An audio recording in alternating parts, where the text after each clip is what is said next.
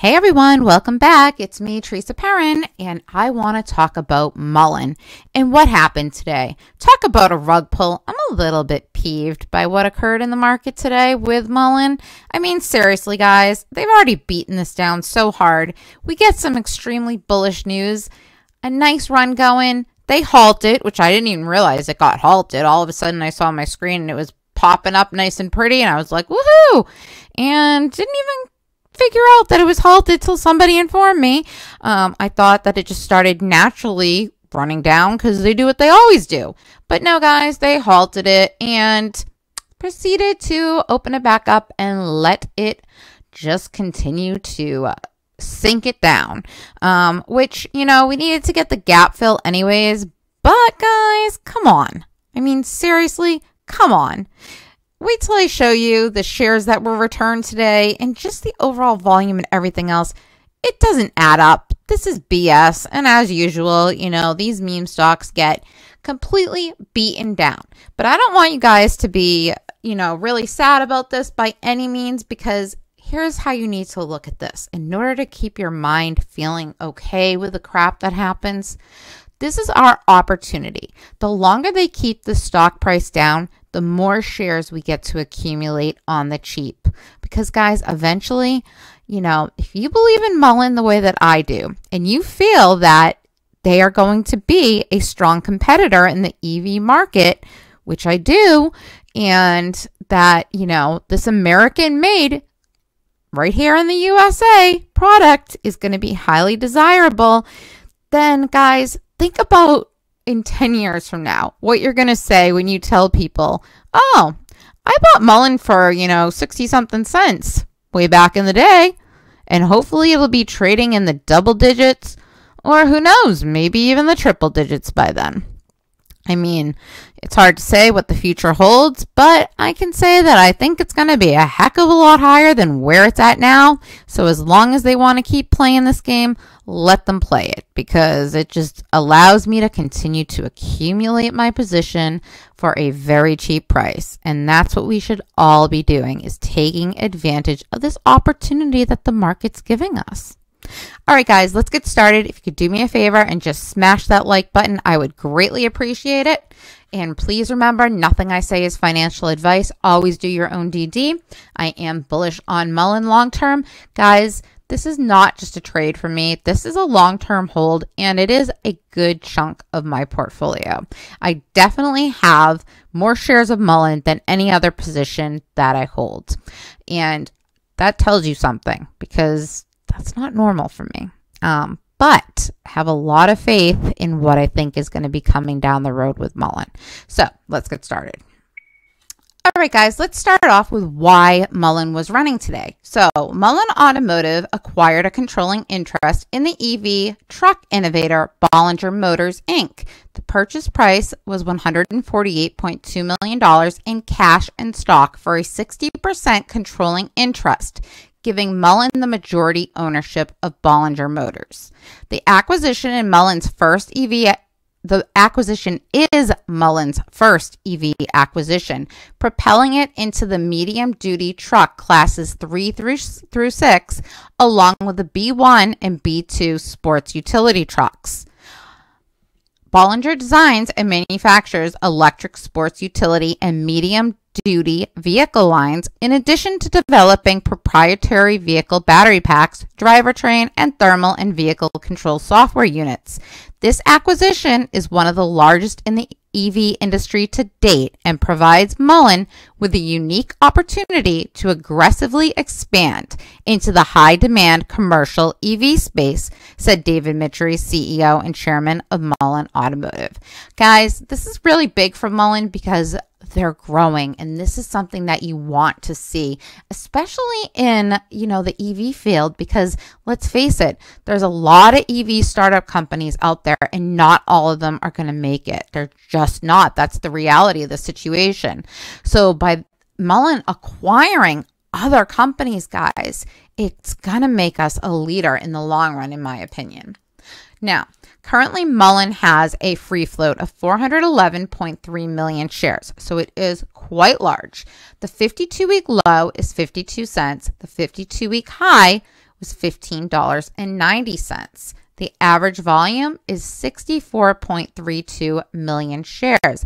And guys, we traded over 3 times the average volume today, with a total of 195.45 million shares traded at the time of recording, or at least at the time I took this picture, which I don't think it's probably changed that much in the after hours. But guys, I'm sure it's actually going up a few cents in the after hours at last check. So it's possible it has. Now, currently today, we had quite the wild ride. We rode the wave up 9%, right? We went from like an open of 63 or 64 cents, I believe, to actually maybe it was higher because it closed at 61 and they said that was down 6 cents for the day. So maybe we opened around 67 cents, guys. We went all the way up to a high of around 78, 79 cents, actually 79, I believe. And then dipped all the way down to $60 to 60 and a half cents. Well, 0.6049. Guys, this is absolute BS. I'm just going to call it. It's absolutely crazy. I don't believe it for a second that that was natural.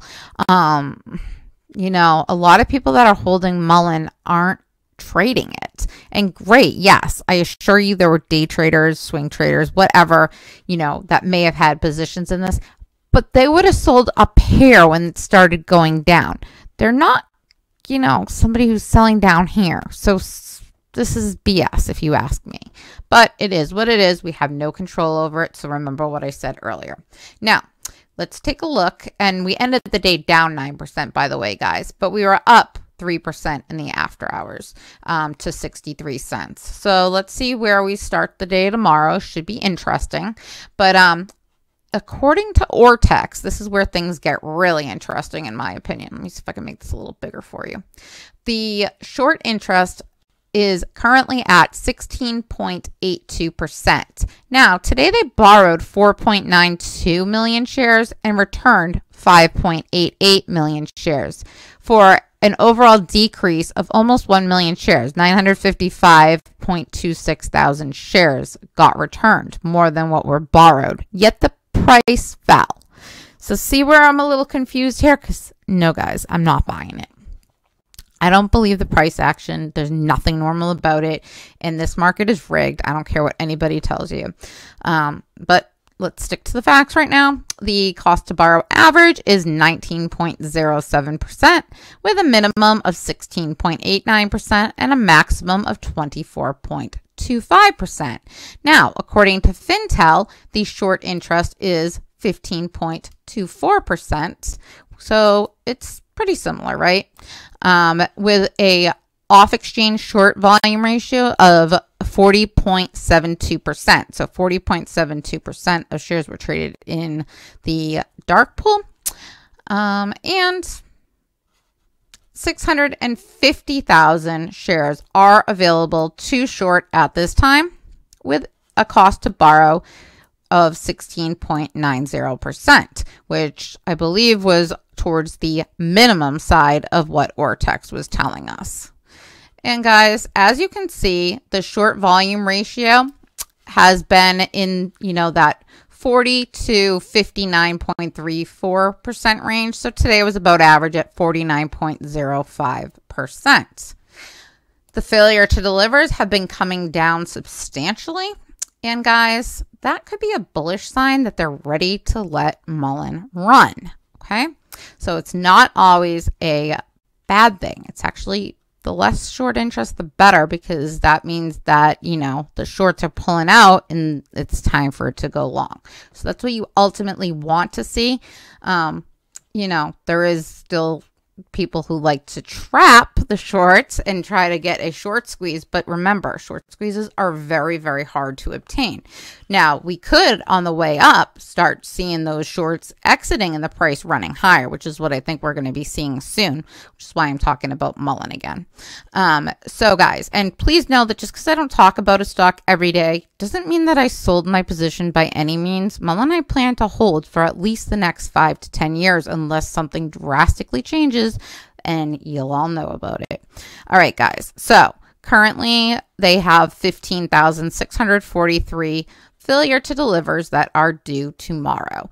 Now, getting into next week, there's one big day, which will be Monday, Tuesday, Wednesday. 1,055,989. If they have not found those shares yet, they will be due by Wednesday.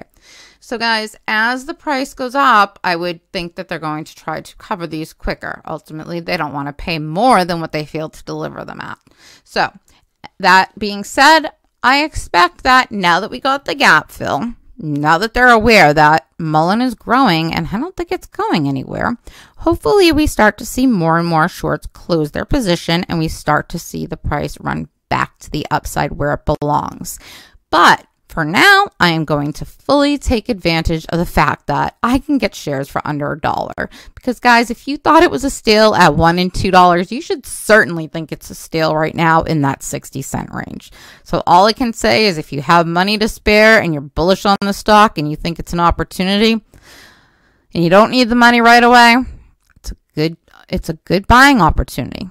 It is what it is. And if it goes lower, it's an even better buying opportunity. You know, just keep dollar cost averaging into it. That's the best thing you can do. You know, why get upset by things you can't control? We can't control what the market makers do with the price in the market, right? But what we can control is when we choose to add to our position. And if we bought high or higher than it is now, which most of us bought higher than what it is now, then it's a great opportunity to just keep loading the boat and dollar cost averaging down. All right, guys, thanks so much for watching. Have a